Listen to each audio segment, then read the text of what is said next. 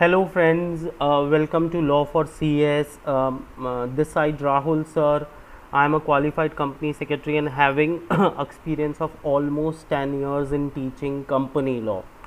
So although when it comes to revision, we should start revision from the beginning, but as there are certain topics which are quite extremely relevant from the perspective of examination. So we are starting our revision with a very relevant topic, that is committees, which is not only relevant for your company law paper, even it is having an implication in some other subjects as well.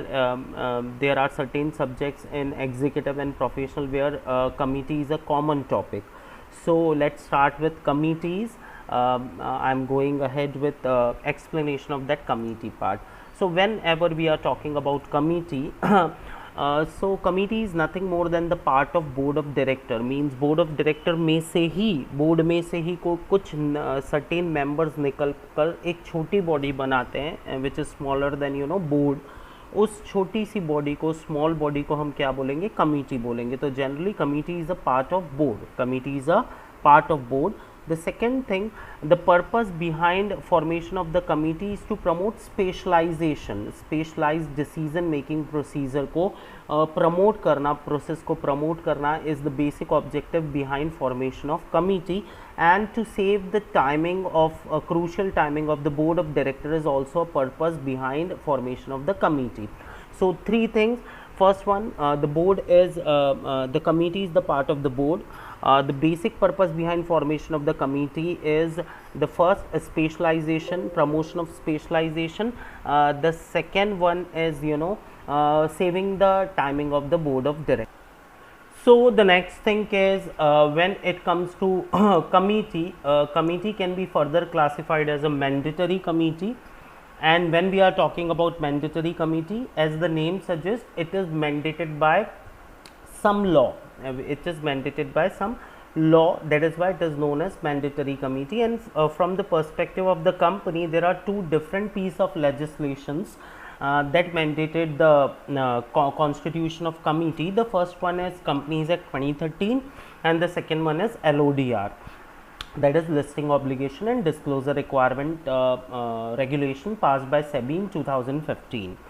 So when it comes to mandatory committee, the first mandatory committee is audit committee, and audit committee is something which is common in Companies Act 2013 as well as LODR. Companies Act 2013 section 177 is carrying a provision of audit committee, and regulation 18 of LODR is carrying a provision for audit committee.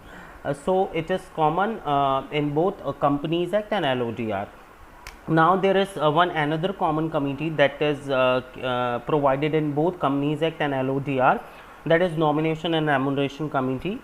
It has been defined in section 178 of Companies Act 2013, whereas in LODR it is provided in regulation 19. The next is Stakeholder Relationship Committee, that has been provided in it is again a common committee provided under section 178 subsection 5 of Companies Act 2013. Along with in LODR it has been provided in regulation 20 of LODR. So the next thing is exclusive committee provided under Companies Act only. There is no provision in LODR for that committee, that is Corporate Social Responsibility Committee. It has been provided under section 135 of Companies Act 2013. Now the another committee is mandatory just for listed company, and it is special committee provided under LODR. There is no provision in Companies Act 2013 for that committee, and that is Risk Management Committee provided in regulation 21 of LODR. Then there is another set of committees that is called voluntary committee committees. Voluntary committees is something which is constituted by the company as per their own requirement. There is no legal mandation, there is no legal mandatory requirement to constitute such committee. It can have voluntary committee can have many kinds of committees, like technical committees, like human resource committee or some other committees. It can be constituted by the company according to its own requirement. Now the second thing that comes into mind is, when we are talking about committees, there are certain common provisions in relation to the committees that has been provided both in Companies Act as well as in LODR. So those common points can be put by the students while writing any answer of committee. So first we will discuss about certain common points that is there in legal provision for all committees. So the first thing is, whenever it comes to mandatory requirement of constitution of committee, either it is Companies Act or it is LODR, both are putting obligation on the board of director to constitute committee. It is the duty of the board to constitute committee. Member would have no rights, member would have no responsibility in constitution of committee, no. So the thing is, the first thing is, it is the duty of the board to constitute committee, it is not the duty of the member. Now the second thing is, all the board is responsible for constitution of committee.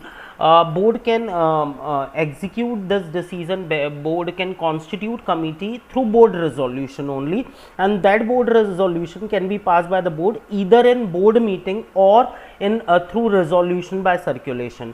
When it comes to company law, you need to quite very specific. Here it has been mentioned it requires board resolution. It does not says that it requires board resolution in duly convened board meeting. Means committee can be constituted through mere board resolution. Either it can be passed in board meeting or it can be passed through resolution by circulation. Now the second thing about committee, which is common for every committee, is only a director can become member in a committee. Non-director or key managerial person or senior officer cannot be the member of committee. They cannot be member of the committee, but except risk management committee. Only risk management committee that has been provided in regulation 21 of LODR is carrying a provision that minority number of members in a risk management committee can be senior managers or key managerial persons of the company. Otherwise, in all kinds of mandatory committee, only director can be a member. Other than director, no other person would have authority to become member in committees. Now the next common point is, when it comes to committees, their functions has been provided in law. They are having two functions to perform. Function number one, that has been provided in their relevant provision of law, and the second is that has been delegated by the board of director to them. So most of their functions are when we are going through with the list of functions each and every committee has to perform, the maximum functions are based on advisory functions or recommendatory functions. Means law provides authority to the committee to determine the base of decision making for the board of director. They can recommend something to the board of director in specific matter, but the final decision making lies on the board. Means majority of the functions provided to the committee are recommendatory in nature. The final decision making lies on the board. This is the another common point. And the last common point is, whenever a committee has been constituted, its composition needs to be disclosed in the board report that has been prepared under section 134 of Companies Act 2013. Means the board has to disclose the composition of each and every committee in its board report, and whatever recommendations that has been provided by the committee, if it has been denied by the board, they have not accepted their recommendation, they need to justify the reasons behind it, why they have not accepted the recommendation provided by the committee. So conclude करते हैं इस particular topic को. That is common point में पहला common point is it need to be constituted by the board. It is not mandatory to be constituted through board resolution in duly convened board meeting. It can be through board resolution in RBC as well, that is resolution by circulation as well. Now only a director can become a member in a committee, but except risk management committee, where a senior key managerial person can be member, but their number should be minority in the committee's composition. The next common point is almost all the functions that has been performed by the committee should be advisory in nature, recommendatory in nature. They cannot be they are not having any authority to take a decision, authority to take decision by their own. They can recommend something to the board.